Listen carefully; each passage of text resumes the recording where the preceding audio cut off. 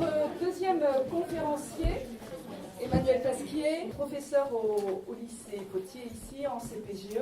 Je sais que tu n'aimes même pas l'appellation, tu es spécialiste néanmoins d'un philosophe du XXe siècle qui est Carl Schmitt. Et... Je précise tout de suite. Oui, dis-moi tout. Donc juste spécialiste veut dire simplement j'ai fait ma thèse sur le droit international chez Hans Kelsen et Carl Schmitt. Je le précise juste aussi, vous verrez tout de suite pourquoi. J'aime bien préciser que je n'ai pas seulement travaillé sur Carl Schmitt, mais aussi sur un autre auteur qui est Hans Kelsen, un peu plus fréquentable. Voilà, et un livre est sorti d'ailleurs, mais qui doit être peut-être ta thèse. Un livre de la thèse. C'est ça. Est sorti, qui s'intitule De Genève à Nuremberg, voilà. En 2012. Et donc tu nous proposes de parler de la figure de l'ennemi à la lumière de la théorie du partisan de Carl Schmitt.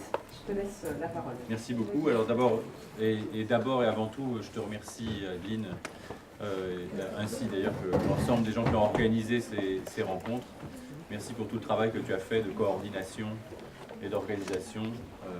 Ça doit être souligné, parce que sinon ces rencontres ne seraient pas possibles. Et d'ailleurs aussi, je ne sais pas qui a organisé ça comme ça, mais merci d'avoir... Vous trouvez que je ne parle pas assez fort? D'accord, je vais essayer de parler plus fort. Merci aussi de nous avoir si bien appariés avec mon collègue, puisque effectivement ça permet d'avoir une matinée thématique autour de la question de l'ennemi. Et pour répondre à mon tour à la question qui était posée tout à l'heure sur quel rapport avec étranges, étrangers, vous aurez bien compris que étranges étrangers, c'est un axe thématique comme ça qui permet de regrouper un ensemble de conférences qui sont très diverses, puisqu'il y a plusieurs dizaines de conférences qui rentrent dans ces rendez-vous philosophiques. Et donc, ça permet d'aborder tout un panel de sous-thèmes. Voilà. Et chacun s'empare en quelque sorte en fonction de ses intérêts du moment, de sa spécialité, de cette étiquette étrange d'étranger. Et donc mon collègue et moi-même, effectivement, il se trouve, en tout cas pour ma part, que ça croisait une réflexion sur la question du terrorisme, question malheureusement à laquelle nous sommes trop souvent confrontés, et que ça me donnait l'occasion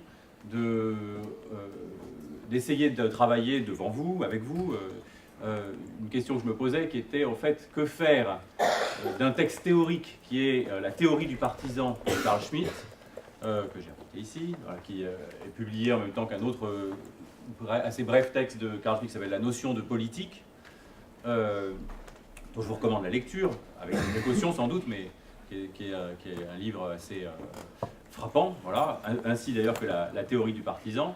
Deux textes assez brefs et assez importants, très connus et assez stimulants, même si éventuellement, encore une fois, à prendre avec quelques pincettes, je vais dire pourquoi. Mais voilà, et c'est vrai que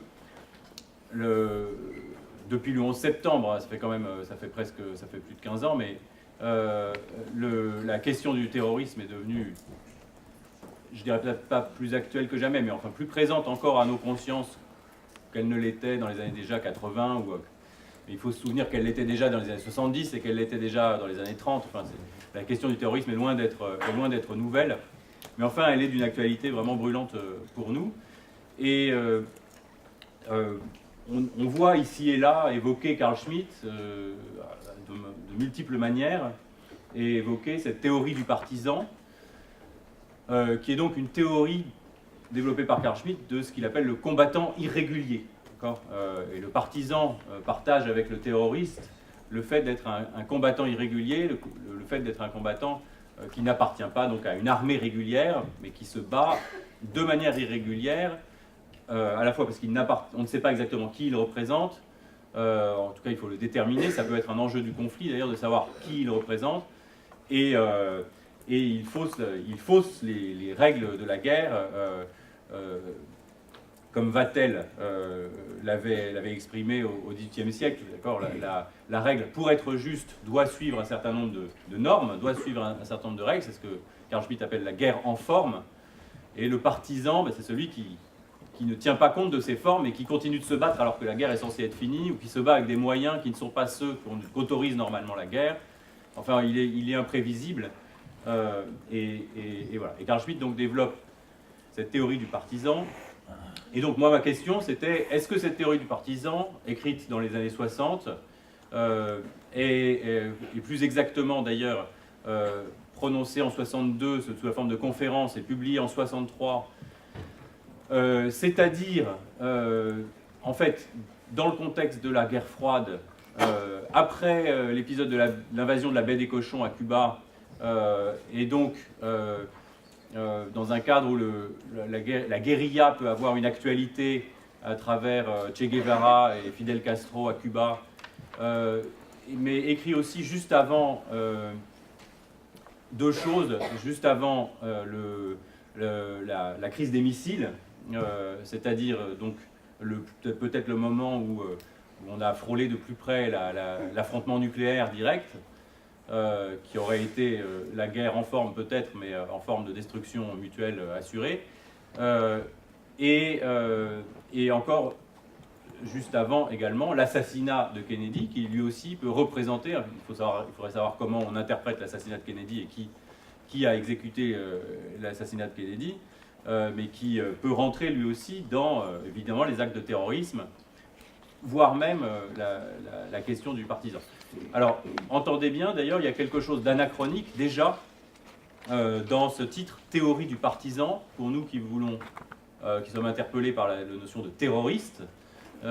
C'est pas partisan, ce n'est plus tellement un terme en fait qu'on utilise ou qu'on n'utilise pas tellement communément. Et il y a déjà, en quelque sorte, l'indice d'un changement de paradigme, comme on dit, ou d'un changement de modèle, l'indice que peut-être cette théorie du partisan est ancrée dans un certain contexte des années 60 et que finalement sa transposition aujourd'hui va être problématique sur la question du terroriste. Est-ce qu'il ne faut pas écrire une théorie du terroriste qui serait en quelque sorte un appendice à la théorie du partisan peut-être, mais aussi peut-être une manière de se décrocher de cette question du partisan. Pour le dire vite, on va y revenir, mais dans le détail, pour le dire vite, on entend bien que dans partisan, on se représente d'abord des guerres défensives menées par on pense peut-être au Viet Cong, c'est-à-dire on pense également en France, la théorie du partisan, on pense à la résistance française, donc on pense à des gens qui appartiennent à un parti d'une manière ou d'une autre, qui représentent une cause et qui, s'ils se battent en irrégulier, sont directement assignables, identifiables comme défendant une certaine cause spécifique. Il y a dans le mot de partisan un ancrage politique, je dirais, un ancrage, on va le voir aussi, terrestre et politique, tout à la fois, tandis que quand on emploie le mot terroriste, qui peuvent pourtant recouper le même type d'action, hein, des assassinats, des bombes, des embuscades, enfin bon, ça dépend du contexte.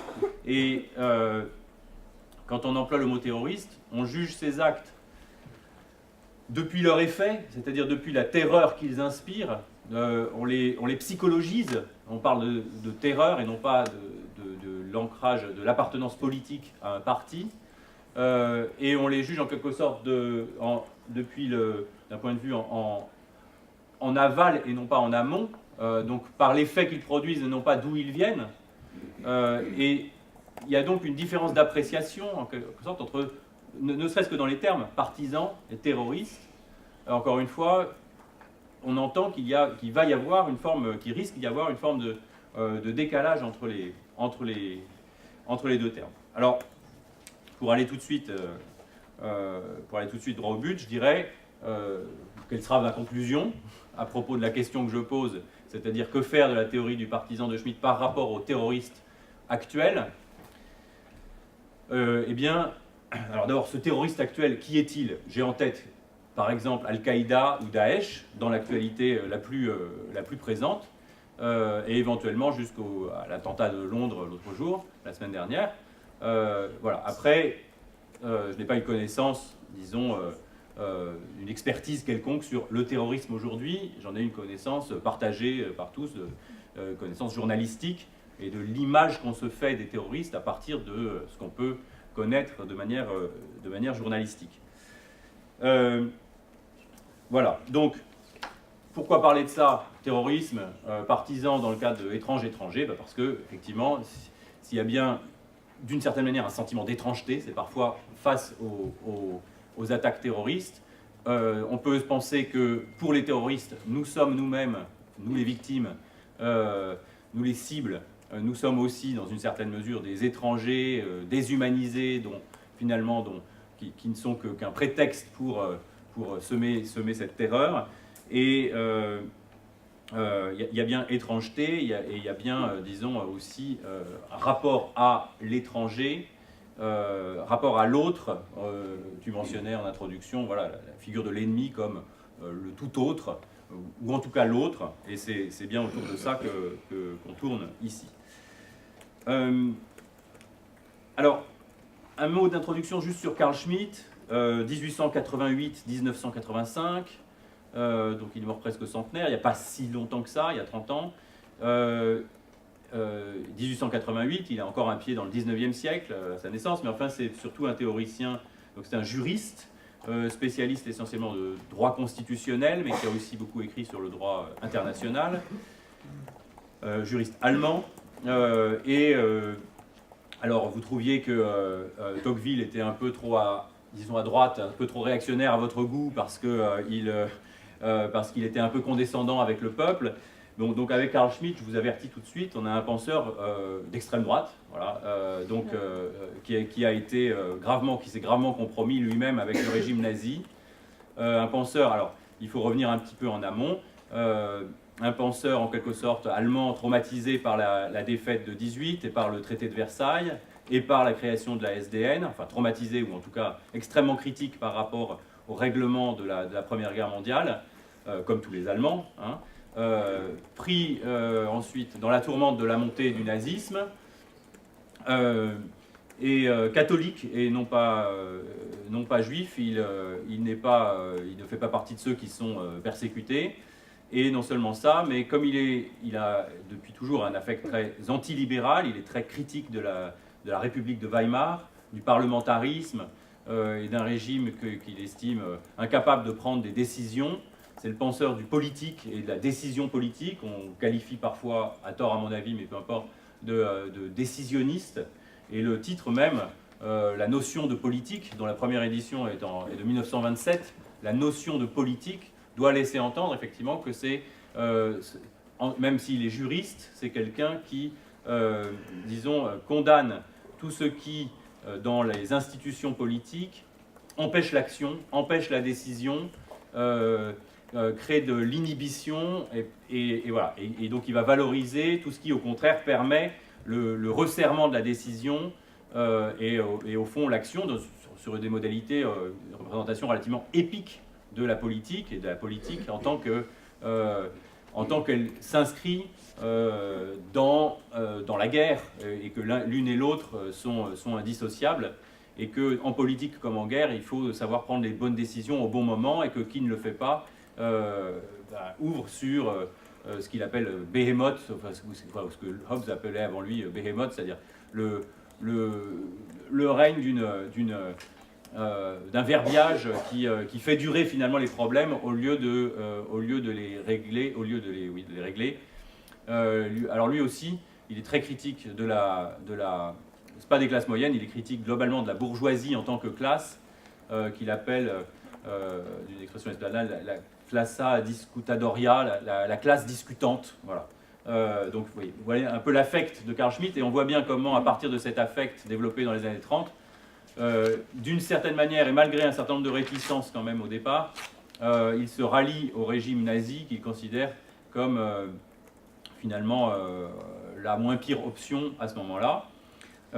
Mais malgré tout, il n'est pas tout à fait assez nazi pour les nazis, pourtant il a fait quelques efforts pour justifier un certain nombre de décisions d'Hitler, la nuit des longs couteaux ou d'autres choses comme ça. Mais comme il essaye quand même de garder une espèce de dignité théorique, malgré tout ça, dans l'ensemble, il est repéré par les nazis comme pas tout à fait conforme à l'orthodoxie, et donc à un moment, il a lui-même un petit peu des problèmes avec le régime. Problèmes qui finalement vont lui bénéficier parce que après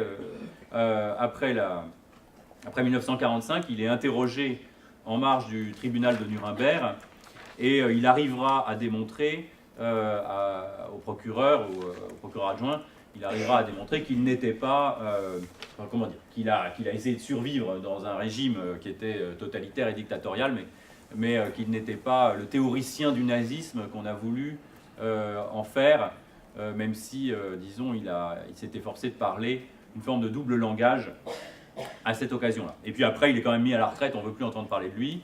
Il refuse, chacun jugera ce que ça vaut, enfin il refuse de participer au processus dit de dénazification qui fait qu'un certain nombre d'universitaires qui avaient été parfaitement collaborateurs avec le nazisme sont ensuite passés devant des commissions devant lesquelles ils ont battu leur coulpe et dit je m'excuse, j'ai fait une bêtise, et du coup ils ont été réintégrés dans l'université.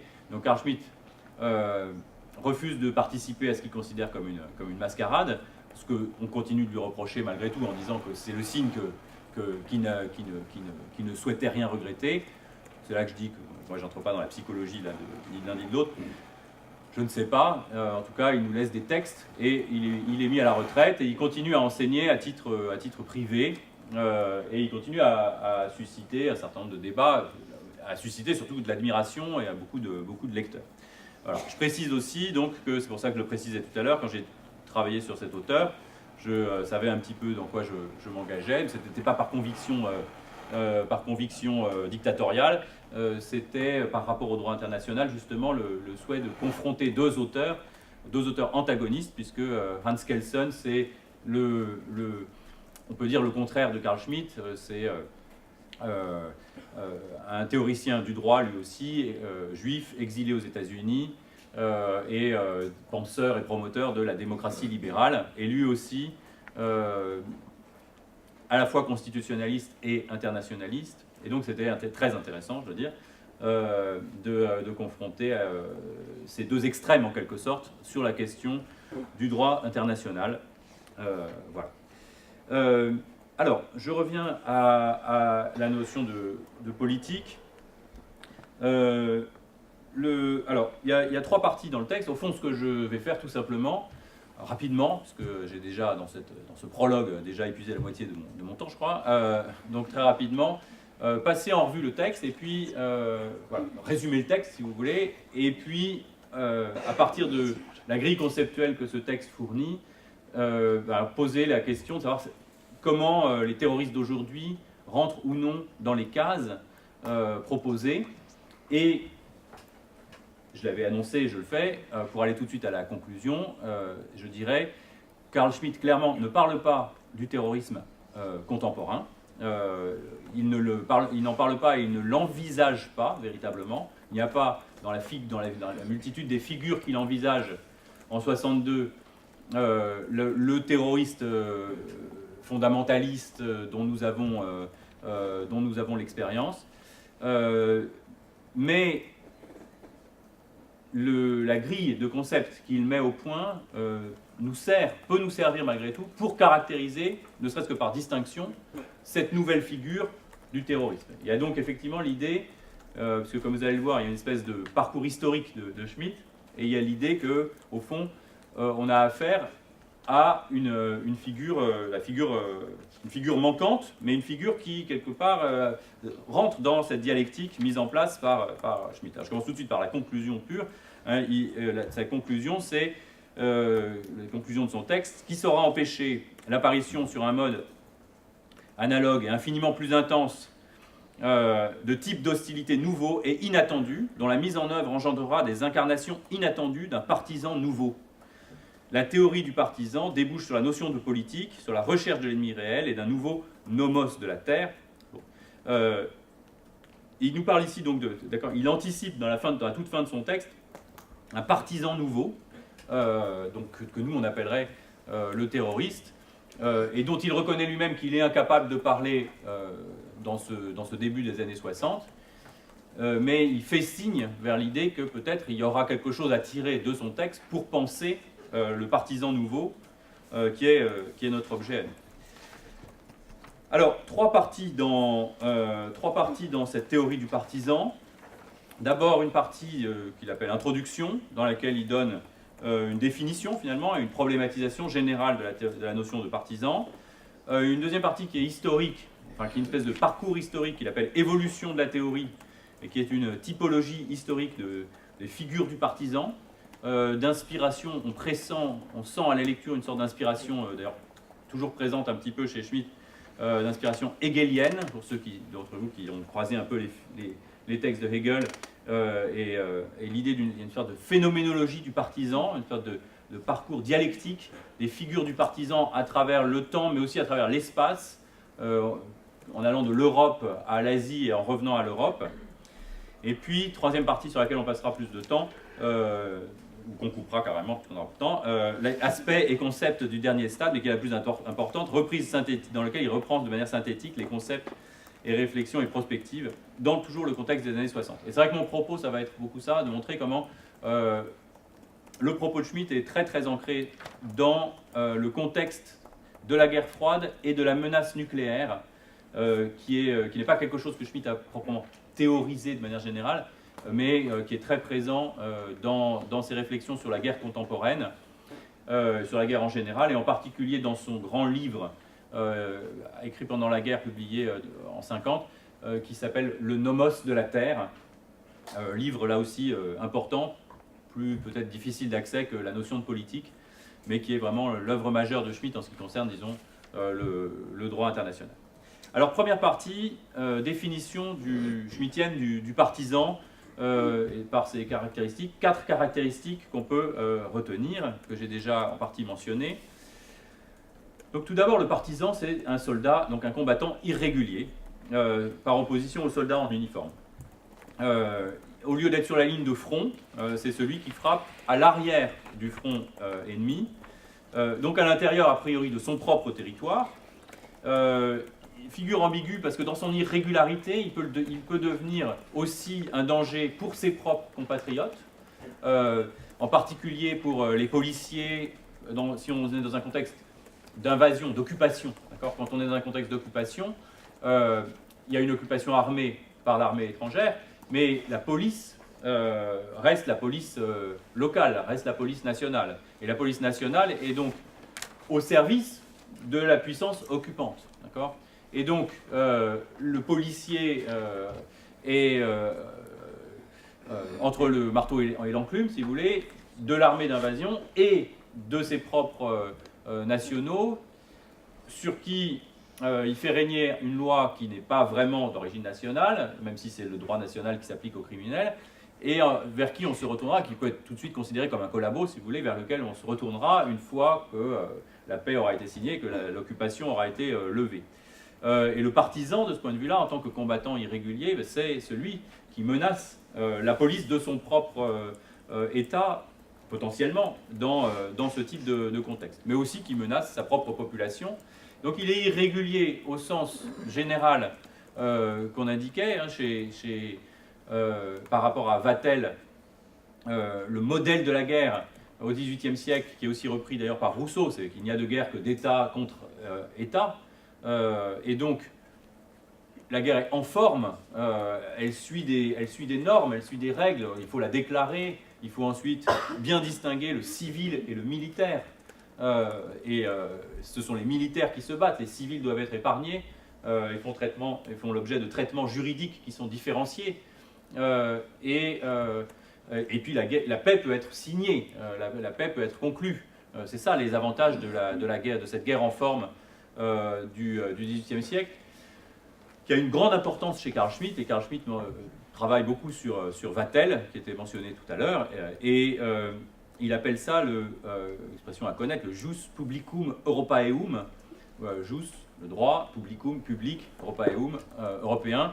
Donc le droit public européen, c'est ce droit mis en place au XVIIe, XVIIIe siècle, qui lui apparaît comme une des grandes réalisations de l'esprit humain et un des grands accomplissements de la politique internationale, un moment, alors les historiens sont assez partagés sur cet avis, voire très critiques contre cette reconstitution par Carl Schmitt, une espèce d'âge d'or de la guerre au XVIIIe siècle, compte tenu du nombre de victimes que ce type de guerre faisait. Et voilà, bon, donc il y a un questionnement à avoir en termes empiriques pour savoir si Schmitt il a raison au terme de doctrine juridique, il a raison et il le lit en juriste. Est-ce que cette guerre du Jus Publicum Europaeum était vraiment moins inhumaine que les guerres qui ont suivi?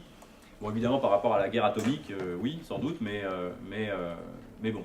Alors, enfin, c'est une question qu'on laissera de côté. En tout cas, il y a cette importance donc, du Jus Publicum Europaeum chez Carl Schmitt. Et le partisan, eh bien, il appartient précisément à cette période qui est la nôtre et qui commence dès le 19e siècle, de la rupture du Jus Publicum Europaeum. C'est-à-dire qu'on est dans une période de crise où l'équilibre interétatique réussi, intereuropéen, qui avait été mis en place au XVIIIe siècle, s'est effondré après la Première Guerre mondiale. Il n'a pas donné lieu à un nouveau système. La SDN tente, et l'ONU plus tard, tente de créer un nouveau système, mais pour Carl Schmitt, ce système ne fonctionne pas, il ne parvient pas à limiter la guerre. Au contraire, d'une certaine manière, il y a un système pervers dans lequel l'hostilité vient se fondre. La guerre de partisans, dans une certaine mesure, elle rentre dans cette séquence historique. C'est-à-dire que le partisan, c'est celui qui n'arrête pas la guerre alors que la guerre est censée être finie. Une fois que l'occupation est faite, une fois que les États se sont mis d'accord, les gouverneurs se sont mis d'accord, et bien pourtant le partisan, c'est le peuple en armes qui prend le maquis ou qui prend la forêt et qui continue à se battre contre la puissance d'occupation. Et donc c'est en ça que son irrégularité, comme je le disais tout à l'heure, irrégularité de sa présence même, irrégularité de ses fins, puisqu'il poursuit la guerre alors que les fins officielles sont la paix, irrégularité de ses moyens, puisqu'il utilise toutes les armes, alors en général d'ailleurs pas forcément, ça dépend du niveau technologique dont il dispose. Mais il n'a pas les mêmes limites que la guerre en forme. Ça se manifeste dans son extrême mobilité, deuxième caractéristique, la mobilité et la souplesse dans le déplacement, au point que justement, dans la guerre du XVIIIe, des troupes légères, une cavalerie légère, pouvaient déjà être considérées comme une espèce d'arme irrégulière, même si elle n'était pas tout à fait, c'est une forme mixte un petit peu, mais disons que la mobilité fait partie de la guerre de partisans. Donc, un rapport au sol qui n'est pas le même que celui, disons, des sédentaires qui protègent leur propriété. Et puis, un engagement politique intensif, c'est le troisième point, engagement politique intensif. C'est ce qui fait qu'il se distingue du bandit, si vous voulez.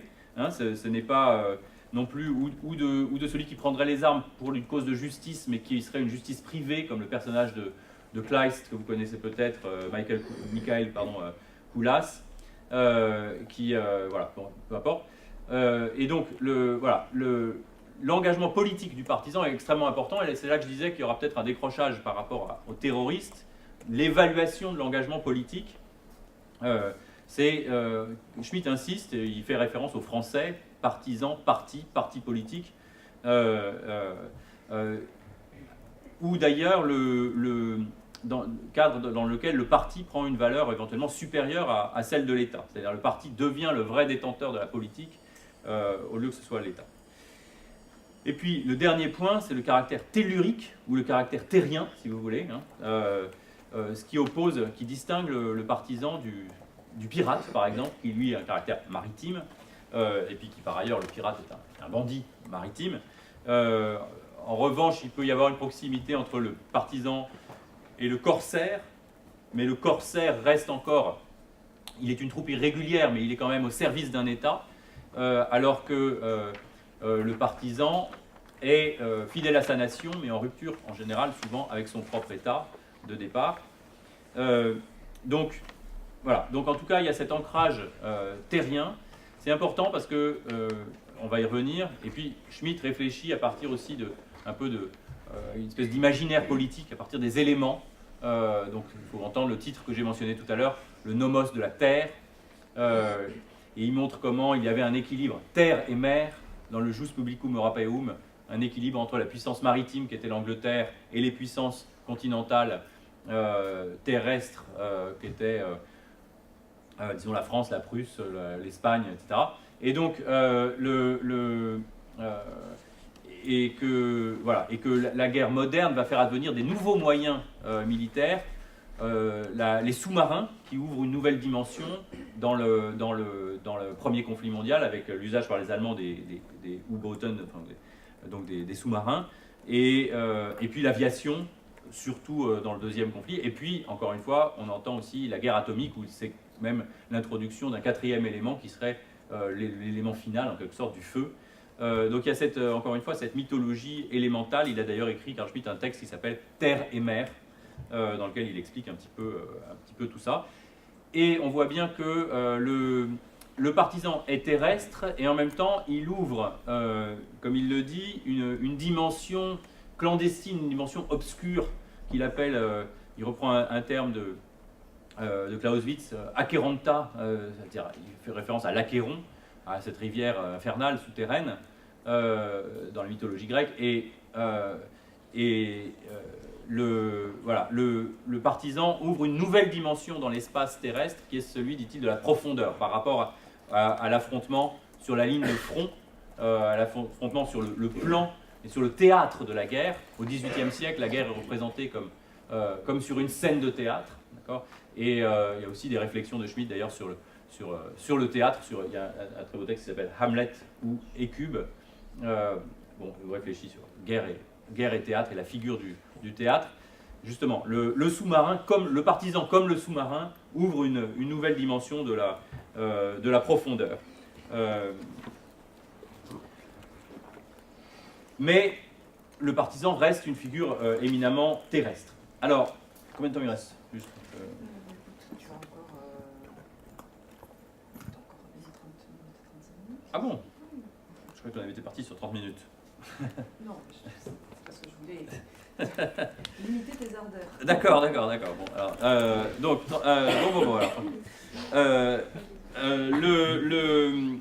donc la deuxième partie, donc évolution de la théorie. Comme je le disais tout à l'heure, comme je l'annonçais, Schmitt. Non, pardon, excusez-moi, je fais du coup un petit retour en arrière. Dans cette première partie, avant la deuxième partie, pour conclure la première partie.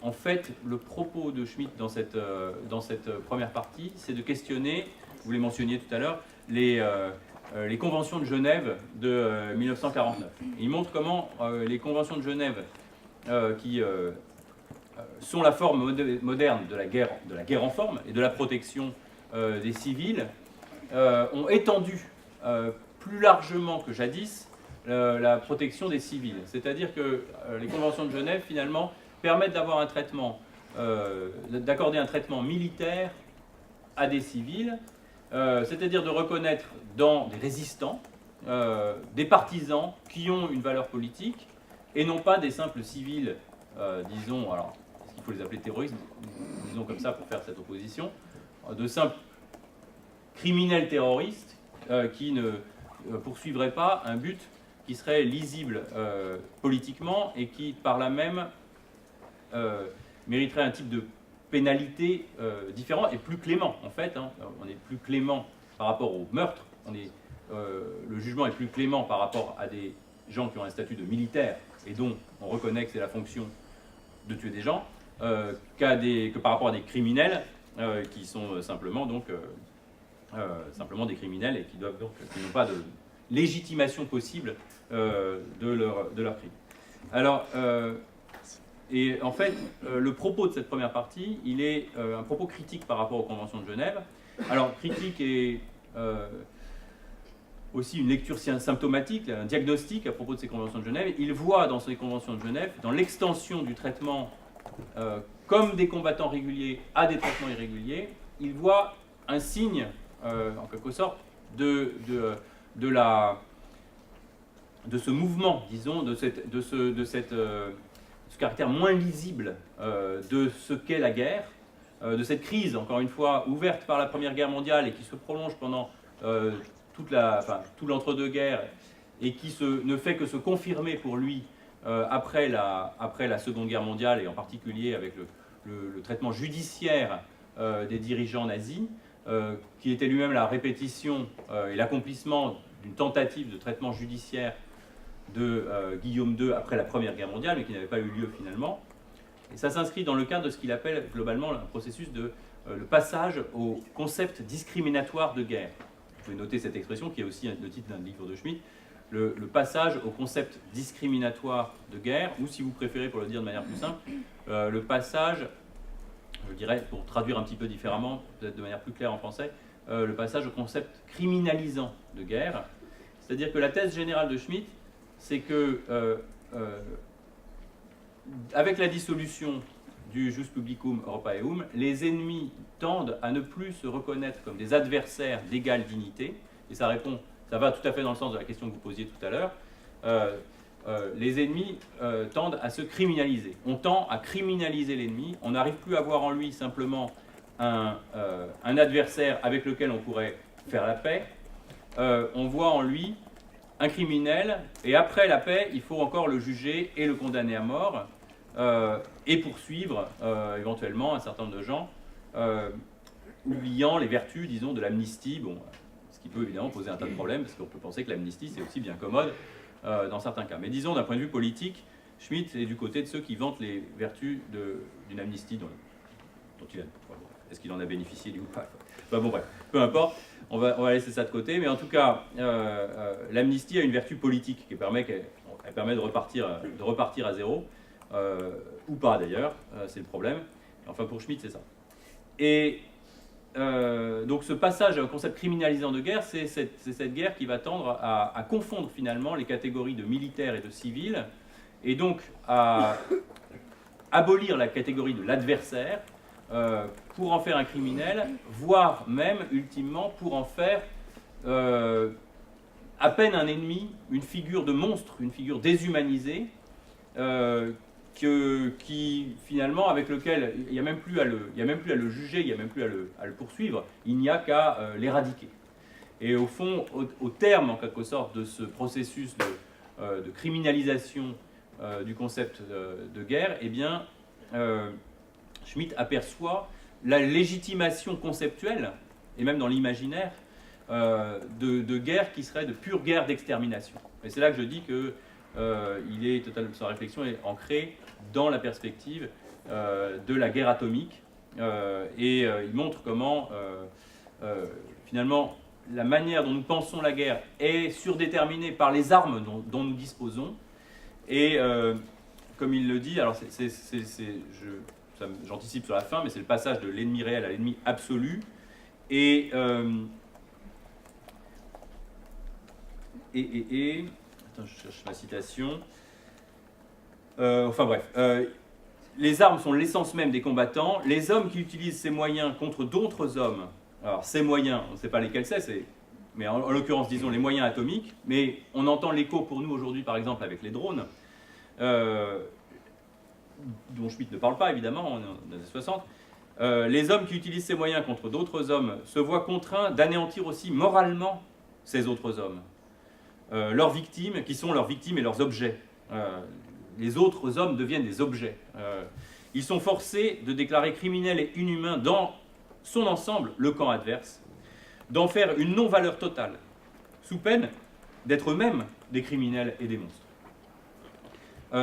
Alors sans doute, la caractérisation monstrueuse de l'ennemi fait partie de la guerre depuis toujours. C'est-à-dire, c'est pas, je veux dire, même si on imagine les Spartiates contre les Athéniens, on peut imaginer qu'ils s'envoyaient un certain nombre de noms d'oiseaux et qu'ils ne se reconnaissaient pas comme des adversaires, comme ça, dans cette espèce de modèle chevaleresque qui façonne l'imaginaire de Schmitt.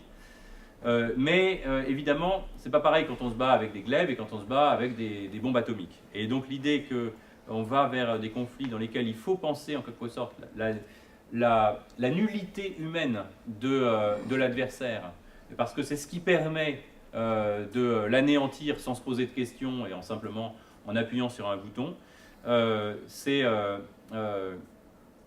cette espèce de radicalisation du jus ad bellum, ou cette radicalisation aussi de la justa causa, de la notion que, effectivement, une fois qu'on a défini que c'était nous qui avions la juste cause de guerre, les autres, étant injustes, tombent en dehors du droit, mais tombant en dehors du droit d'une certaine manière, ils tombent aussi en dehors de l'humanité, et donc on peut les exterminer. Et de toute façon, il y a une logique industrielle qui fait que nous avons des armes de destruction massive qui sollicite que nous ayons un ennemi inhumain. Voilà tout ce que, c'est même pas qu'il anticipe, hein, c'est tout ce que théorise Schmitt à son époque. Alors on peut opposer à Schmitt que la guerre nucléaire, avec une petite exception de Hiroshima et Nagasaki bien sûr, je dis ironiquement, c'est une grosse exception, mais disons que, en tout cas la guerre nucléaire transatlantique, soviético-américaine n'a pas eu lieu, et on peut penser peut-être que le drone finalement c'est une humanisation, une atténuation de ces dangers. D'abord il faudra se rappeler que la guerre nucléaire, le danger de la guerre nucléaire est toujours existant, même s'il n'est pas aujourd'hui exactement sur le devant de la scène. Mais il y a un autre philosophe de la même période, Günther Anders, pas du tout de la même mouvement, premier mari d'Hannah Arendt, qui a aussi théorisé cette question de la menace nucléaire comme notre nouvelle condition, en quelque sorte. Hein, la condition de l'homme moderne, selon Günther Anders, c'est de vivre dans l'horizon de la destruction de l'humanité. Même si cette destruction n'advient pas, mais il faut retenir que cette destruction est possible. Ce n'est pas l'apocalypse religieuse, c'est la destruction matérielle de l'humanité par elle-même comme possibilité présente. Voilà. Il y a une présence réelle de cette possibilité et elle est toujours aussi présente, même si, encore une fois, elle est un peu moins présente, tant mieux, dans l'actualité. Bref, je reviens à mon propos. Critique donc par Schmitt, critique indirecte des conventions de Genève qui apparaissent comme ayant un rôle humanitaire, pouvoir attribuer un statut privilégié, au sens étymologique du terme, à des combattants civils, mais qui sont quand même reconnus comme des combattants. En fait, derrière cette humanisation, Schmitt voit un symptôme de plus, en quelque sorte, d'une confusion possible, finalement, entre civils et militaires, qui pourrait avoir des effets, selon lui, qui s'inscrit, disons, dans un dispositif globalement pervers, même si il prétend être plus humain, et d'ailleurs ça s'appelle le droit humanitaire. Et Schmitt n'aime pas trop ces caractérisations-là, d'ailleurs il a une formule assez célèbre, il est connu pour un certain nombre, c'est un écrivain Schmitt, hein, c'est ce qui fait aussi l'intérêt de ses œuvres, c'est qu'il a frappé un certain nombre de formules comme ça, et alors il reprend une formule, c'est pas lui exactement qui l'invente, mais il dit qui dit humanité le fait pour tromper. Et donc dès qu'il y a droit humanitaire, en quelque sorte, il faut savoir, oui, mais d'accord, droit humanitaire, mais qui appartient? C'est un petit peu comme ce que vous disiez à propos du peuple. La question, c'est de savoir qui on fait rentrer dans l'humanité et qui on en exclut. Et le problème, c'est qu'une fois qu'on a dit ça, une fois que c'est l'humanité, le concept fédérateur, ceux qui en sont exclus sont déshumanisés. Et donc, il n'y a plus de traitement pour eux. Deuxième partie, donc succession dialectique de figures de partisans. Ici, donc, aspect historique de la théorie, dit Schmitt. Schmitt passe en revue un certain nombre de figures du partisan. La première figure du partisan, c'est au début du 19e siècle, 1808 exactement. Vous voyez, ça remonte à loin, pour nous, disons. C'est les partisans espagnols face à l'invasion napoléonienne. Napoléon, dans le cadre de sa guerre en particulier contre l'Angleterre, veut se rendre maître de l'Europe tout entière et veut interrompre le commerce ou le trafic qui va de l'Espagne à l'Angleterre et qui permet à l'Angleterre de s'approvisionner. Et donc il envahit l'Espagne, mais alors même qu'il a son invasion est réussie et que son occupation est réussie, se lève contre lui le peuple espagnol en armes, si vous voulez, qui a été rendu d'ailleurs célèbre, dont le martyre a été rendu célèbre aussi par Goya, la fameuse, très fameuse Les Toiles dos y Tres de Mayo, qui date d'ailleurs de 1808 aussi, qui sont justement des partisans espagnols fusillés par l'armée napoléonienne et qui mettent donc face à face cette figure du partisan et la figure du soldat régulier de l'armée napoléonienne. Et donc, voilà, le modèle initial, ce paradigme fondateur finalement de la figure du partisan, c'est ce partisan espagnol, ce résistant espagnol qui lutte contre l'armée régulière et qui n'accepte pas la paix gouvernementale et qui continue la guerre. un sous-moment de ce premier moment qui appartient également au début du XIXe siècle, et également aux guerres napoléoniennes, mais en Prusse cette fois, et qui va être théorisé par Clausewitz. C'est également l'appel par le roi de Prusse, Guillaume Ier, au soulèvement populaire intégral contre l'envahisseur napoléonien. Et là, Schmitt dit, au fond, les Espagnols ont fait ça spontanément, mais sans qu'il y ait vraiment encore conscience de la nouveauté de ce qu'ils faisaient, alors que dans l'édit du roi prussien qui appelle au soulèvement général, il y a une espèce de prise de conscience philosophique de la nouveauté de cette guerre et un appel conscient à l'irrégularité. Phrase qui sera d'ailleurs reprise par Bismarck en 1866, il dit « Acqueranta movere », ça veut dire remuer, comme on dirait, remuer ciel et terre, faire surgir l'enfer sur terre, enfin, d'accord, faire bouger les enfers. Voilà. Et la guerre ici devient un phénomène irrégulier et non pas, encore une fois, cette belle guerre chevaleresque qu'il avait en tête. La deuxième grande figure du partisan, c'est Lénine. En 1917, c'est mon centenaire, et là, avec l'idée que, justement, le partisan prend une toute autre figure, c'est-à-dire qu'au lieu d'être ce partisan ancré dans la résistance territoriale nationale, le partisan soviétique, c'est le moment où il devient la figure centrale de la guerre, c'est-à-dire le partisan devient une force d'agression internationale. C'est-à-dire qu'il n'est pas au service de la défense du pays contre un envahisseur, il est au service d'une guérilla internationalisée qui fait la promotion de la révolution communiste mondiale. Je lis peut-être un petit passage justement sur Lénine qui montre toute l'importance que Schmitt accorde à cette figure.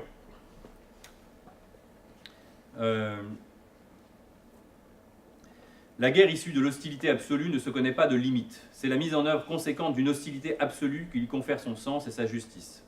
Reste donc à savoir, existe-t-il un ennemi absolu et qui est-il in concreto? Pour Lénine, il n'y eut pas un instant de doute. Et c'est ce qui fait sa supériorité sur tous les autres socialistes et marxistes. Sa supériorité stratégique. L'hostilité absolue était pour lui chose sérieuse. Son ennemi absolu était concrètement l'ennemi de classe, le bourgeois, le capitaliste occidental et son ordre social dans tout pays où régnait celui-ci. Connaître l'ennemi, tel fut le secret de l'énorme force d'impact de Lénine. Son intelligence du partisan reposait sur le fait que le partisan moderne était devenu l'irrégulier par excellence, et partant la négation la plus vigoureuse de l'ordre capitaliste établi, et qu'il avait vocation privilégiée pour mettre en œuvre l'hostilité. De nos jours, l'irrégularité du partisan n'est pas seulement relative aux lignes militaires comme au XVIIIe siècle, où il n'était qu'une troupe légère. Elle ne se réfère pas davantage à l'uniforme fièrement arboré d'une force armée régulière. L'irrégularité de la lutte des classes met en cause non seulement une ligne, mais au contraire l'édifice tout entier de l'ordre politique et social. En Lénine, le révolutionnaire professionnel russe, cette réalité nouvelle accéda à la conscience philosophique. L'alliance de la philosophie et du partisan, conclue par Lénine, libéra des forces explosives nouvelles et inattendues. Elle provoqua rien moins que l'éclatement de tout ce monde historique eurocentrique que Napoléon avait espéré sauver et que le Congrès de Vienne avait espéré restaurer. Et donc, voilà, Lénine conjugue, si vous voulez, l'irrégularité avec une guerre offensive, et encore une fois, mondialisée, qui va faire que le modèle de la guerre régulière, dont l'irrégularité était une forme marginale, s'inverse, et que finalement, c'est la guerre irrégulière qui devient la forme principale de cette guerre d'agression mondiale, alors menée par Lénine, puis par l'Union soviétique, à travers aussi, justement, la manipulation d'un certain nombre de guérillas de par le monde, voilà, notamment la guerre du Vietnam, beaucoup plus tard. Et puis, troisième figure, et on voit bien la dialectique ici, la troisième figure, c'est un autre partisan communiste, c'est Mao. Et on voit bien à la fois comment on se déplace de l'Espagne vers la Russie, de la Russie vers l'Asie, vers la Chine, comme l'histoire de l'esprit chez Hegel, sauf qu'elle va dans l'autre sens, elle va de l'est à l'ouest au lieu d'aller de l'ouest en est. Donc Mao, plus à l'est, prolongement de l'hostilité communiste, mais Mao réalise quelque chose d'encore plus parfait en quelque sorte que Lénine, plus parfait mais plus local, c'est la fusion finalement entre l'ennemi global et l'ennemi territorial. C'est ce que dit Schmitt, hein. Il amalgame l'ennemi global et l'ennemi réel territorial. Il s'appuie sur la paysannerie chinoise, il lutte à la fois contre un ennemi extérieur, le capitalisme, mais aussi contre les forces conservatrices du régime chinois. Et donc, pour Schmitt, c'est une espèce de réalisation synthétique, en quelque sorte, hein, du premier moment qui est purement terrien des partisans espagnols, avec le deuxième moment qui est universaliste, comme il le dit, philosophique et global du partisan léniniste. Et Mao fusionne en quelque sorte ces deux forces, fusionne ces deux types d'hostilité et en fait surgir une hostilité radicalement nouvelle et radicalement plus hostile, et radicalement efficace en quelque sorte, peut-être qui fait que la Chine est toujours communiste et plus la Russie. Qui sait. Et puis, dernière figure du partisan. Alors on remarque l'absence totale de réflexion sur la résistance française chez Carl Schmitt, bon, c'est peut-être très étonnant. Par ailleurs, elle ne représente pas finalement une figure nouvelle de la guerre de partisans.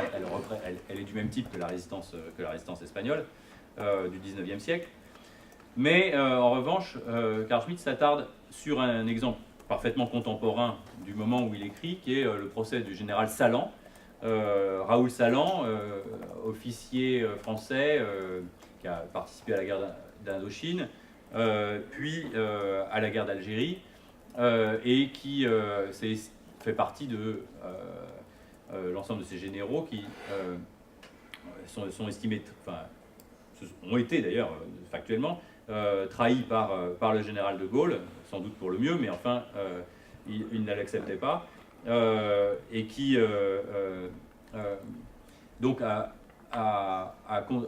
c'est pas lui qui a fondé, mais il est devenu le chef de l'OAS, organisation de l'armée secrète, formée de barbouzes et d'anciens militaires français, qui s'est mis à avoir des actions terroristes pour empêcher l'indépendance de l'Algérie, aussi bien en Algérie qu'en France, avec un certain nombre d'assassinats tout au long des années 60. Et et Salan donc devient chef de l'OAS en 61 et il se fait arrêter. Et ce qui intéresse Schmitt, c'est que c'est la figure d'un soldat régulier qui a été formé finalement à la guérilla du fait des armées auxquelles il s'est confronté, enfin des non-armées, des guérillas auxquelles il s'est confronté en Indochine puis en Algérie, et qui a lui-même adopté les techniques de guérilla à la fois contre ceux qu'il combattait, mais ensuite qui les a importés contre la France elle-même, une fois qu'il s'estimait trahi par elle. Et autant Mao représente une espèce de succès parfait de la figure du partisan qui capte toute l'hostilité du combattant irrégulier mais qui parvient à fonder un nouveau régime, autant Salan en regard est la figure de celui qui au contraire reste seul, c'est-à-dire reste complètement seul, s'aperçoit qu'il n'a aucun allié et tient uniquement dans sa propre conviction jusqu'à sa condamnation, et une figure purement négative en quelque sorte du partisan. La figure contemporaine de Schmitt du partisan, c'est en quelque sorte l'effondrement ici de la figure du partisan européen quand il se retourne contre son propre camp. Mais dans une certaine mesure, c'est lui aussi un cas limite, mais c'est le cas limite de l'échec total en quelque sorte de la démarche du partisan quand elle veut être adoptée par un soldat qui en fait est un soldat régulier et qui ne peut pas véritablement rentrer de manière efficace dans, à proprement parler, une guerre. Et c'est peut-être justement, alors ce serait ici que se ferait le virage, et même en termes terminologiques, le virage, Schmitt ne le mentionne pas exactement comme ça, mais le virage du partisan au terroriste. c'est-à-dire qu'il ne lui reste plus de parti, il ne lui reste que la terreur. Il ne lui reste plus vraiment d'objectifs politiques concrets, il ne lui reste plus que des manifestations symboliques, violentes et qui font des morts réelles, mais qui n'ont pas d'emprise politique, qui ne parviennent pas à cristalliser autour d'elle finalement une cause politique. Et c'est peut-être ça, disons, dans son idéal type, je ne dis pas pour aujourd'hui ou pour penser tout ce qu'on appelle aujourd'hui terroriste, mais dans son idéal type, le terroriste, c'est celui qui, encore une fois, est jugé depuis les effets qu'il produit, c'est-à-dire la terreur, des attentats qui eux-mêmes d'ailleurs ont moins de fonction stratégique de tuer telle ou telle personne que des effets symboliques et imaginaires de créer un climat de terreur, et dont la finalité politique, c'est-à-dire à quel moment est-ce que ça va s'arrêter et pourquoi ça s'arrêterait, devient inassignable, parce que la cause politique et l'enracinement terrestre devient plus difficile à identifier. Alors j'en viens à ma dernière partie du texte, aspect et concept du dernier stade. Donc 10 minutes. Juste comme ça à titre de plan, il y a l'aspect spatial, l'aspect social, l'aspect politique au niveau international, l'aspect technique, l'aspect juridique et finalement l'aspect métaphysique. C'est on peut dire le plan que suit, il n'explicite pas exactement comme ça, mais que suit Schmitt. Alors, complexification de l'espace, j'en ai parlé tout à l'heure déjà, je vais vite. Le combat de partisans, dit Schmitt, crée un espace de structure complexe. Il force l'ennemi à s'enfoncer dans un autre espace, à la surface du théâtre des opérations traditionnelles et régulières, il ajoute une dimension plus obscure, une dimension de la profondeur. Comparons tout de suite avec aujourd'hui la déstructuration de l'espace. Ça, c'est parfaitement opératoire, c'est-à-dire il faut le penser, l'adapter à notre époque, mais on voit bien comment, de la Syrie à Paris ou à Londres, l'espace de l'hostilité est complètement déstructuré. Les lignes de front, il n'existe plus de lignes de front, et si on oppose frappe de drone et explosion terroriste, on a une espèce de symétrie que beaucoup ont relevé déjà, une espèce de symétrie entre une guerre qui est devenue ponctuelle, en quelque sorte, dans laquelle il n'y a plus de scène, il n'y a plus de théâtre, où la scène c'est le monde entier, et il y a des événements qu'il faut corréler, voilà, mais dont la corrélation n'apparaît plus, ne se manifeste plus par une espèce de proximité physique. Et cette absence de proximité physique fait que leur corrélation est problématique, c'est-à-dire qu'on peut se demander pourquoi des jeunes Belges de Molenbeek viennent faire des attentats à Paris au nom de choses qui se passent en Syrie. On pourrait penser qu'ils n'ont des jeunes Belges qui plus est d'origine maghrébine, mais pas d'origine proche-orientale. Donc quel rapport s'établit entre tout ça? On voit bien ici que la structure terrestre habituelle est mise à mal, et qui fait que la nature du conflit lui-même, alors on appelle conflit asymétrique, mais que la nature du conflit devient difficile à désigner et qu'il y a débat, par exemple, pour savoir est-ce qu'il y a guerre ou est-ce qu'il n'y a pas guerre. Est-ce que Manuel Valls avait raison de dire il y a guerre et ça a des conséquences juridiques. Voilà. Au fait, je réponds tout de suite à cette question puisque je la pose, dans la logique de Schmitt, il y a guerre. Parce que précisément, pour Schmitt n'adhère pas à l'idée rousseauiste qu'il n'y a guerre que d'État à État. La guerre, en fait, ce qu'on appelle la guerre n'est que la manifestation d'une certaine hostilité. Et il faut, dit Schmitt, il faut comprendre qu'il y a une certaine hostilité, c'est-à-dire un certain conflit concret dont il faut identifier les termes, qui détermine des affrontements mortels, dont la forme n'est pas prédéterminée. C'est-à-dire que, oui, à une certaine époque, la guerre a été dans son modèle idéal d'armées régulières qui affrontent des armées régulières, mais on peut appeler guerre, ou alors on n'appelle plus ça guerre, on appelle ça hostilité, mais au fond, ça n'a pas de sens. Il n'y a pas une essence de la guerre qui serait prédéfinie pour Schmitt. Il y a une hostilité qui détermine les formes que prend la guerre.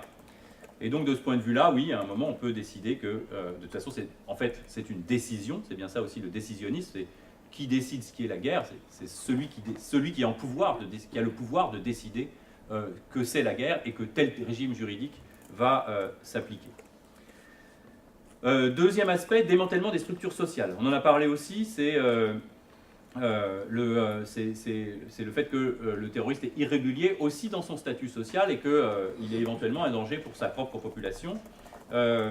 Et aussi, par ailleurs, le démantèlement des structures sociales de l'ennemi fait partie des buts de guerre théorisés par les terroristes, en particulier à propos de Ho Chi Minh au Vietnam. Il dit « stratégie dont la raison d'être et le but était la destruction de l'ordre social établi ». Et là, est-ce que ça fonctionne aujourd'hui? Alors là, ça fonctionne aussi à 100%, puisque si on regarde les théoriciens de Daesh, il est, enfin, pour ce que j'en sais, encore une fois, j'en ai une culture purement journalistique, mais un des buts avoués des actions terroristes, justement, qui explique ce qui se passe dans la tête des terroristes, c'est, ce qu'il explique plus ou moins, disons, parce que c'est pas très rationnel malgré tout, mais c'est de dire on va susciter une forme de guerre civile chez ceux chez qui on va produire la terreur, et en particulier, pour nommer les choses, en particulier, par exemple, pour ce qui concerne la France, mais pas seulement, en particulier, on va créer un climat de suspicion envers les musulmans, de telle sorte que les musulmans en général, de telle sorte que la politique nationale devienne islamophobe, et de telle sorte que l'hostilité civilisationnelle, en quelque sorte, soit créée. Je ne crois pas à une hostilité civilisationnelle par essence, mais justement, il s'agit de créer, en quelque sorte, il s'agit de créer par la terreur la rigidification de lignes de fracture simples qui déstabilisent la société, alors française ou aussi la société américaine. Chez Al-Qaïda, c'était le but de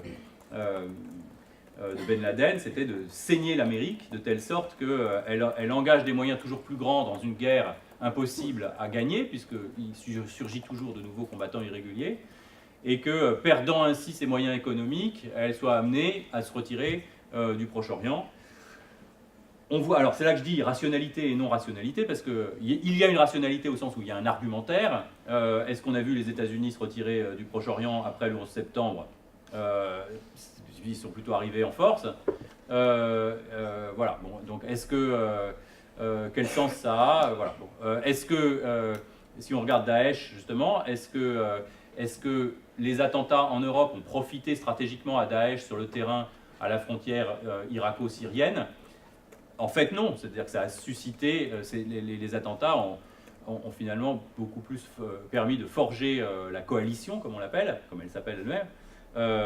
Et au moment même où on parle, Daesh n'a jamais été aussi faible, même si ça n'empêche pas des surgeons terroristes, hein, mais Daesh n'a jamais été aussi affaibli. Donc, rationalité paradoxale encore, hein, rationalité paradoxale de ce terrorisme qui prétend viser des effets, mais qui manifestement a un problème avec le calcul des conséquences réelles des actes. Voilà, qui fait que justement ça peut questionner, comment dire, le sens politique de ces actes. Alors, troisième aspect, le contexte politique. Ce qui est très intéressant, c'est que voilà, Schmitt dit, en fond, pour être rationnel, une action de partisan doit s'adosser à un parti, mais doit s'adosser à une force politique régulière, doit s'adosser à ce qu'il appelle le tiers intéressé. C'est-à-dire que la guerre irrégulière ne va pas permettre de cristalliser une véritable force politique au terme de son action si elle ne s'adosse pas à des forces régulières qui vont lui permettre de se réintégrer ensuite dans le jeu régulier de ce qu'on pourrait appeler la structure interétatique ou de la distribution des forces politiques à l'échelle mondiale. Schmitt dit l'irrégulier devra, à plus ou moins longue échéance, se légitimer par référence au régulier. Et d'où la fonction essentielle du tiers intéressé qui fournit cette référence au régulier dont l'irrégularité du partisan a besoin pour se maintenir dans le domaine du politique. Parce que si Alors, ça peut être par exemple, je ne sais pas, ça peut être le soutien de l'Iran, ça peut être le soutien de la Russie communiste aux Vietnamiens, ça peut être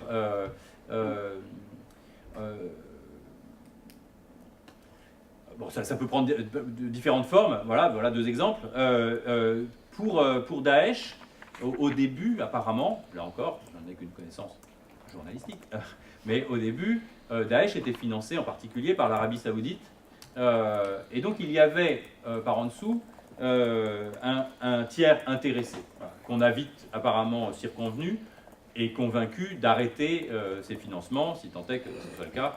Je ne sais pas si ces informations-là sont très publiques.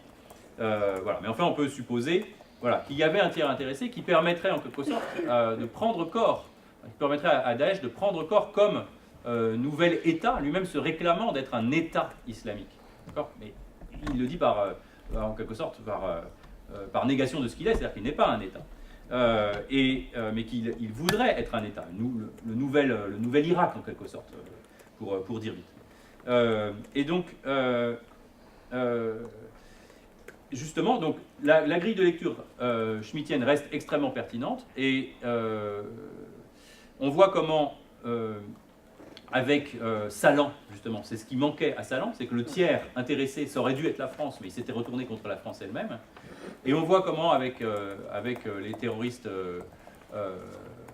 contemporains, en tout cas, un des enjeux, c'est de dissocier les actions terroristes de leurs alliances régulières, de telle sorte qu'on puisse entièrement les dépolitiser, les criminaliser, les éliminer complètement. Par exemple, il y a une question qui n'est jamais posée, elle est posée, on trouve un peu des traces sur Internet, on trouve des statistiques, etc. Mais combien de morts de Daesh avons-nous fait par nos frappes?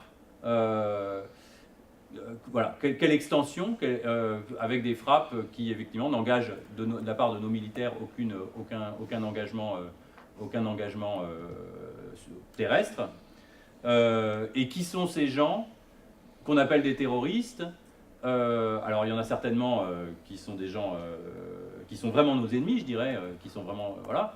Et puis quels sont les modes de recrutement? On peut supposer aussi qu'il y a plein de gens qui sont là parce que s'ils ne le font pas, on tue leur famille ou ils seront tués eux-mêmes. Enfin, on peut supposer. Voilà, il y a derrière ces milliers de morts, parce que c'est quand même des milliers de morts, une absence totale de questionnement, parce qu'on est bien content de reprendre Mossoul et on est bien content de reprendre toutes les villes syriennes, mais en même temps, il n'y a pas d'interrogation sur leur humanité, tout simplement, et la diversité éventuellement de ces humanités. Et je ne dis pas ça évidemment dans le sens d'une quelconque apologie. J'ai bien conscience, même au moment où je le dis, qu'il y a quelque chose comme que nous sommes, c'est bien le sens que nous sommes en guerre et qu'il y a quelque chose de bizarre à appeler à une réflexion sur l'humanité de ceux qu'on appelle des terroristes, mais sans que ce soit, il me semble, dans le sens d'une quelconque apologie. Il me semble que c'est une réflexion qui mérite d'être soulevée. Aspect technique, c'est donc ce que je mentionnais aussi auparavant, à savoir que les armes font le combattant. Et ici, Schmitt envisage différents cas de figure, justement, le développement technique, et peut-être que le développement technique entraînera une régularisation globale de la politique mondiale sur un modèle, une utopie cybernétique dans laquelle, en quelque sorte, tout ce qui est irrégulier disparaîtra, comme dit-il, le chien disparaît des autoroutes. Voilà. Mais ça peut être aussi, évidemment, le terroriste qui s'empare de l'arme nucléaire, et ça peut être aussi la guerre nucléaire entre les grandes puissances qui laisse un champ de bataille, qui laisse plutôt un champ de ruines inhabitable, dans lequel peut-être pourrait se développer un nouveau type de partisan. On a une espèce de vision de science-fiction par Carl Schmitt, une espèce de vision qui rappelle un peu Mad Max, si vous voulez, Mad Max qui est un...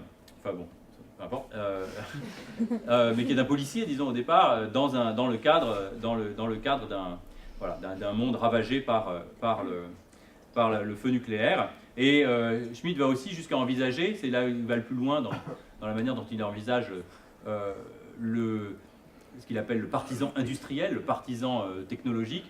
Ce seraient les cosmopirates, il dit, c'est-à-dire, donc là il envisage plutôt Star Wars, disons, et il envisage le partisan de l'espace, luttant pour les prises de terre, par exemple, je ne sais pas, sur la Lune, ou quelque chose comme ça. Voilà. Problème juridique. Donc là, par contre, on décroche, c'est-à-dire qu'effectivement, alors oui, ça c'est peut-être important, 3 minutes. Ce que Schmitt n'envisage pas dans son imaginaire, qui est entièrement celui de la destruction atomique et du progrès spatial, il n'envisage pas les progrès, de ce qui pour nous sont les progrès technologiques, c'est le progrès de la communication. Or, alors, l'analyse schmittienne ici perd le fil du développement technique tel qu'il a eu lieu après les années 60. Néanmoins, son attention à la question technique et au lien entre l'hostilité et la technique et le développement technique reste pertinent. Et à cette aune, on peut effectivement voir toute l'importance qu'a Internet dans les phénomènes dits d'auto-radicalisation, qui ne sont pas justement d'auto-radicalisation, parce qu'ils passent par les médiations d'Internet, et comment, là aussi, dans la déstructuration de l'espace, les ondes, alors les ondes ou les fils, enfin ça dépend des modes de transmission, mais en quelque sorte, à la terre, à la mer, à l'air, et même au feu, c'est rajouter un autre élément non anticipable. En fait, il est anticipé d'ailleurs par Schmitt, en parle aussi. Les ondes magnétiques qui créent une espèce de réseau mondial. Et c'est dans ce réseau mondial, justement, que peut surgir un ennemi de n'importe où. Parce qu'au fond, c'est ça le propre, en quelque sorte, du terroriste. C'est que dans son désancrage de l'élément terrestre, il a l'air de surgir, enfin, à la fois il a l'air de surgir du sol, mais en même temps il surgit en quelque sorte de n'importe où, parce qu'au fond c'est comme s'il surgissait d'Internet, si j'ose dire, et c'est un peu ça si on pousse la métaphore un petit peu loin.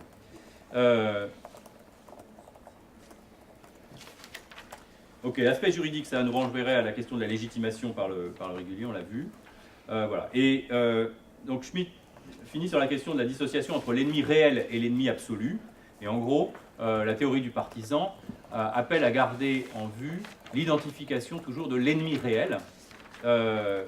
L'ennemi, dit-il, est notre propre remise en question personnifiée, pas quelque chose à éliminer pour une raison quelconque ou à cause de sa non-valeur en soi. L'ennemi se tient sur le même plan que moi, on retrouve l'horizontalité. J'ai à m'expliquer avec lui dans le combat pour conquérir ma propre mesure, ma propre limite, ma forme à moi. Et donc, il faut faire attention à comment on définit ses ennemis, parce qu'il y va de la manière dont on se définit soi-même. Il faut faire attention avec la manière dont on crée l'image d'un ennemi monstrueux ou indigne, parce qu'il y va de notre propre dignité, y compris en tant qu'adversaire. Par exemple, si je vous renvoie au film Good Kill, qui est sur un pilote de drone, justement, qui a fait une dépression parce que, d'après une histoire vraie, justement parce qu'il n'en peut plus de tuer de manière anonyme, comme s'il s'agissait d'un jeu vidéo.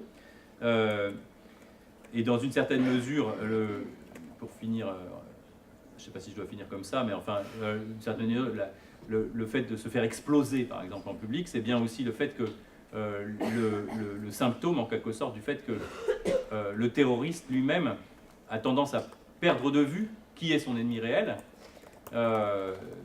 et qu'il ne sait pas exactement pour quelle cause il agit. Ça me paraît un des éléments caractéristiques de nos terroristes européens, c'est qu'à la fois ils prétendent, enfin ils sont pris dans une politique, dans des jeux politiques assez concrets, liés à la prise de pouvoir au Proche-Orient, encore une fois entre l'Irak et la Libye et la Syrie, mais ils en sont les jouets. Souvent assez peu conscients des enjeux géopolitiques dans lesquels ils sont instrumentalisés. Il y a un certain nombre de témoignages de ceux qui y sont allés et qui en sont revenus dégoûtés parce que ça ne correspondait pas du tout à l'idéal épique qu'on leur avait fait miroiter. En quelque sorte, je dirais, ils avaient découvert la politique. Et c'est plus simple, effectivement, de se faire exploser, entre guillemets, ça ne doit pas être très simple, mais c'est plus simple. Le nihilisme qui consiste à, en quelque sorte, exploser l'image même de l'humanité à travers sa propre personne, est peut-être, oui, d'une certaine manière plus simple, plus que le discernement politique et la compréhension des enjeux réels. Voilà.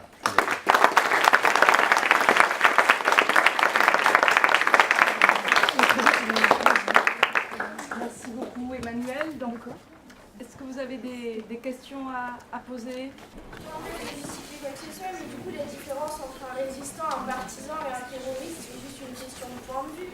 Parce qu'un terroriste ne se nomme pas lui-même terroriste, mais plutôt résistant. Et c'est plus facile de nommer terroriste si on veut l'éliminer, quoi, comme la question des drones, où on le déshumanise, on le rend ennemi. Oui, mais c'est-à-dire que on peut dire ça, mais effectivement, ça ne justifie rien. C'est-à-dire que personne ne peut faire l'économie de choisir son camp. Si vous voulez, oui, le terroriste, alors, il y a plusieurs cas de figure. Ce que j'essayais un peu de dire, c'est qu'en fait, le terroriste, par rapport au partisan, qui lui est un résistant et dont la cause est assez clairement assignable, au point que les conventions de Genève puissent le considérer finalement comme une manière de plus de régulariser dans une certaine mesure, il me semble que les terroristes auxquels nous on a affaire, qui ne sont pas des commandos qui viennent de Syrie, mais qui sont des jeunes gens locaux et qui se racontent des histoires, en quelque sorte, sont plus partagés. C'est-à-dire, ils sont vraiment pris dans un jeu géopolitique auquel ils peuvent se rattacher de manière assez consciente. Et en même temps, les chaînes de causalité est plus distendue en quelque sorte, d'accord ? Et donc le terroriste peut se dire terroriste, c'est-à-dire que le terroriste peut se dire, au fond, moi ce qui m'intéresse, il y en a qui disent ça d'ailleurs, moi ce qui m'intéresse, c'est pas la cause politique, c'est de manier des armes, d'accord ? C'est de tuer des gens. Au fond, c'est ça, d'accord ? Ou c'est au fond de me faire exploser pour leur montrer que j'avais raison. Bon, voilà, mais il n'y a pas vraiment de cause. Donc il y a des figures de terroristes quand même qui vont vers la pathologie et qui vont vers juste la terreur complètement disjointe de la politique. Après, si on arrive à politiser la question terroriste, c'est-à-dire oui, le terroriste, lui il est un résistant, c'est un partisan, c'est le combattant d'une cause. Oui, d'accord, c'est vrai. C'est vrai. C'est pas parce qu'on a compris quelle était sa cause qu'on l'accepte ou qu'on peut l'endosser, parce que si sa cause c'est de nous tuer, on est son ennemi. D'accord ? Donc il y a une espèce d'irréductibilité, de l'hostilité, voyez ? Et donc effectivement, ce n'est pas faire une quelconque apologie que de dire ce que vous dites. Oui, chacun estime sa cause juste, mais on est chacun dans un camp. Il n'y a pas de point de vue au-dessus qui permettrait en quelque sorte de renvoyer dos à dos. On est soit victime, soit complice. C'est ma réponse. Mais c'est une bonne question, oui. Question.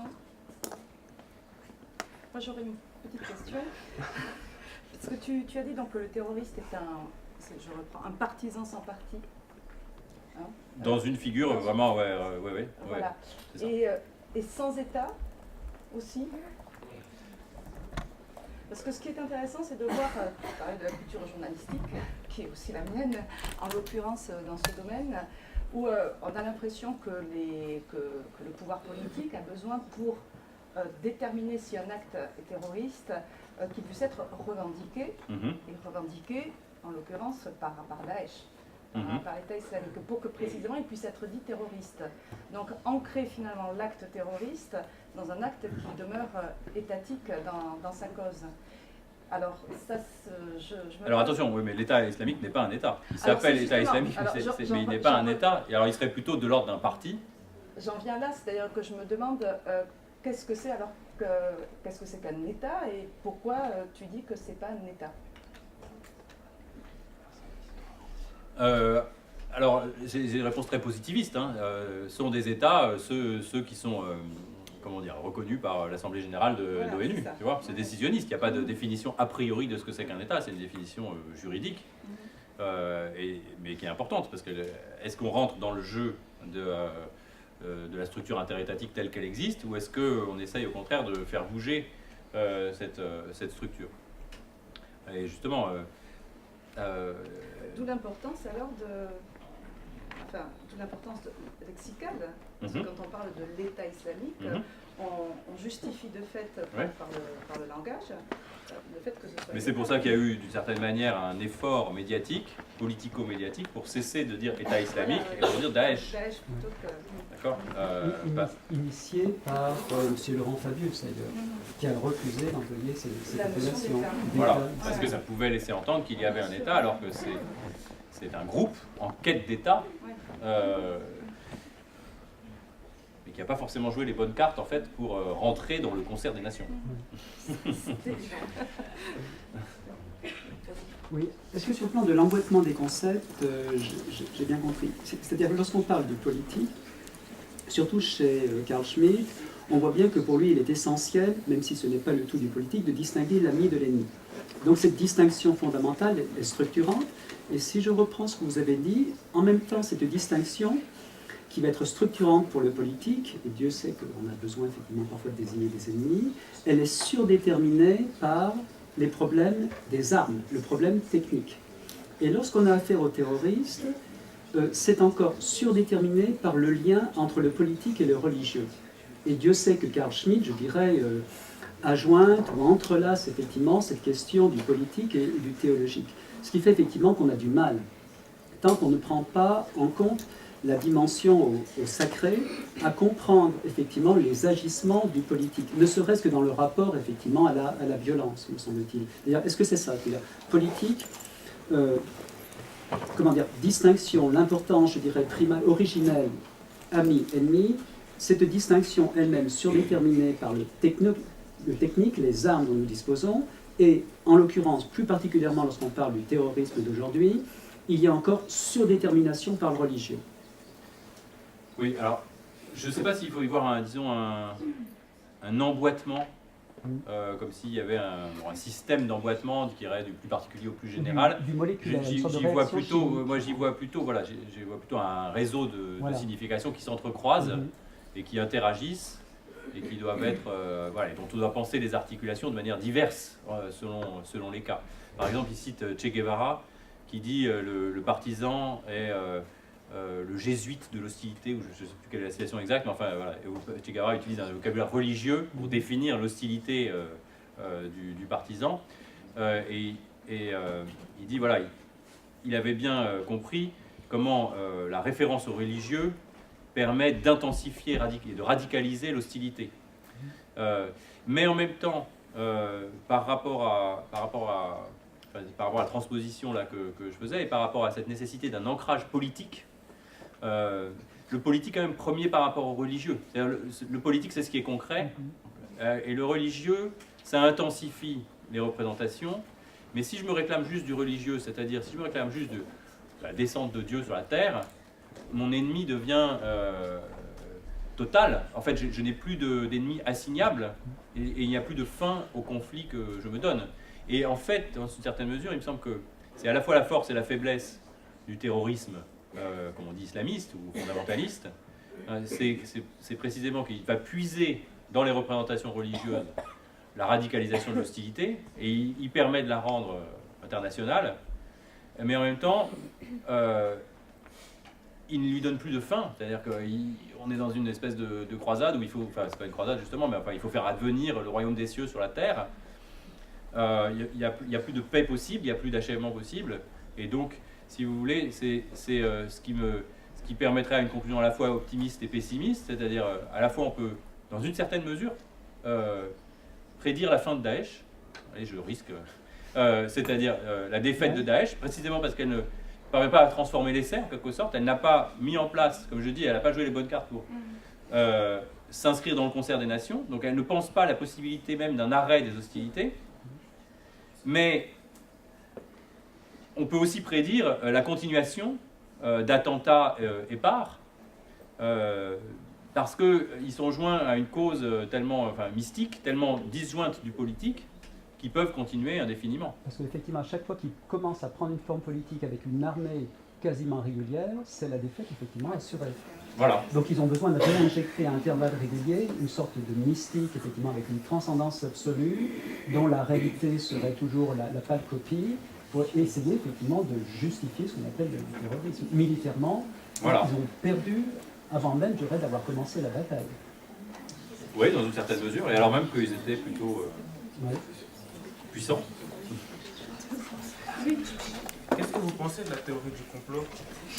Par exemple, ça dépend de quel complot. aux États-Unis. J'ai pas d'avis sur la théorie du complot en général, c'est-à-dire par rapport à quoi par exemple? Par exemple, aux États-Unis, par exemple à l'attentat du 11 septembre, il y a eu des vidéos qui circulent sur le fait qu'il y a eu des explosions en terre, sur le fait qu'on n'a jamais retrouvé de de départ d'avion, des trucs comme ça. Enfin, Donc, est-ce que je n'en ai encore une fois qu'une connaissance journalistique. Je ne pense pas que ce soit un coup monté par Israël, ni par les Américains eux-mêmes qui se seraient torpillés eux-mêmes. Je pense qu'il faut... je pense que, voilà, que les choses ont été documentées et que